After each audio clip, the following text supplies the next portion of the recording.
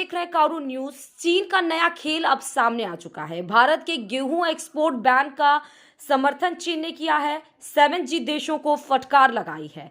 आखिर ये चीन की करीबी भारत देश के प्रति क्या नया एंगल लेकर आती है, आज आपको यही बताने जा रहे हैं। दरअसल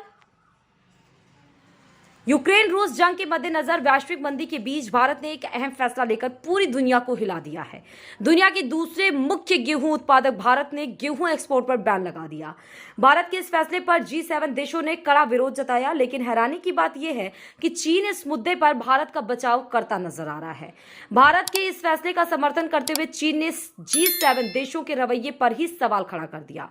हमेशा भारत विरोधी रवैया रखने वाली चीन ने गेहूं के मुद्दे पर समर्थन कर चौंका दिया है। आमतौर पर चीन भारत के पक्ष में कम ही खड़ा नजर आता है। जिस तरह से चीन ने भारत का बचाव किया है, उससे सवाल उठ रहा है कि ड्रैगन के रुख में अचानक आए इस बदलाव की वजह क्या है। मीडिया रिपोर्ट के अनुसार भारत के हाल ही में गेहूं निर्यात पर प्रतिबंध के फैसलों की G7 देशों ने आलोचना करते हुए कहा था कि इससे वैश्विक खाद्य संकट और गहराएगा। लेकिन चीन ने भारत के कदम का समर्थन करते हुए कहा कि भारत जैसे विकासशील देशों को दोष देने से वैश्विक खाद्य संकट का समाधान नहीं होगा।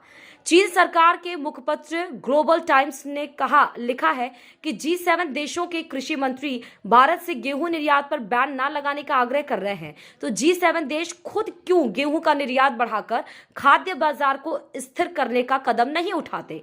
चीनी अखबार ने लिखा कि हालांकि भारत दुनिया का दूसरा सबसे बड़ा गेहूं उत्पादक देश है, लेकिन वैश्विक गेहूं निर्यात में उसकी हिस्सेदारी काफी कम है। इसके विपरीत अमेरिका, कनाडा, यूरोपियन यूनियन और ऑस्ट्रेलिया जैसे कई विकसित देश दुनिया के सबसे बड़े गेहूं निर्यात देश हैं। माना जा रहा है कि गेहूं एक्सपोर्ट पर बैन के मुद्दे पर चीन ने भारत का समर्थन के पीछे दो बड़ी वजह बताई है। पहली वजह है कि चीन में जून में होने वाला ब्रिक्स सम्मेलन, जिसे लेकर चीन चाहता है कि इस बैठक में हिस्सा लेने के लिए प्रधानमंत्री नरेंद्र मोदी चीन आए। ब्रिक्स की आगामी बैठक 23 और 24 जून को चीन में होनी है। इस बैठक में इन 5 देशों के राष्ट्रीय अध्यक्षों को हिस्सा लेना है। वहीं इसकी दूसरी वजह भारत के साथ हाल के वर्षों में तेजी से बढ़ता उसका व्यापार है, जिसे चीन नहीं चाहता कि किसी भी वजह से वह कम हो। बता दें कि ब्रिक्स 2006 में बना 5 विकासशील देशों जैसे कि रूस, भारत, चीन, इंडोनेशिया और साउथ अफ्रीका का एक संगठन है। कुछ हफ्ते पहले भारत चीन आए विदेश मंत्री वांग यी ने विदेश मंत्री एस जयशंकर के साथ बैठक के दौरान पीएम मोदी के ब्रिक्स सम्मेलन के लिए चीन आने की इच्छा जाहिर की थी। ब्रिक्स देशों की बैठक का महत्व इसलिए भी बढ़ जाता है क्योंकि 24 फरवरी को यूक्रेन पर रूस के हमले के बाद यह पहली बार होगा जब पीएम मोदी, रूसी राष्ट्रपति व्लादिमीर पुतिन, चीन के राष्ट्रपति शी जिनपिंग और ब्राजील और साउथ अफ्रीका के राष्ट्रीय अध्यक्ष एक साथ मंच साझा करेंगे।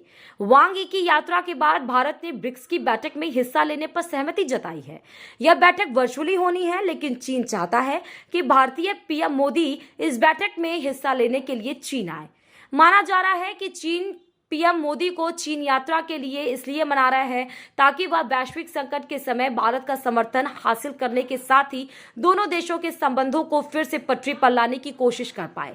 साथ ही चीन में होने वाला ब्रिक्स सम्मेलन 2020 में लाइन ऑफ एक्चुअल कंट्रोल यानी LAC पर भारत चीन के बीच पैदा हुए तनाव के बाद चीन में इस संगठन का पहला सम्मेलन होगा।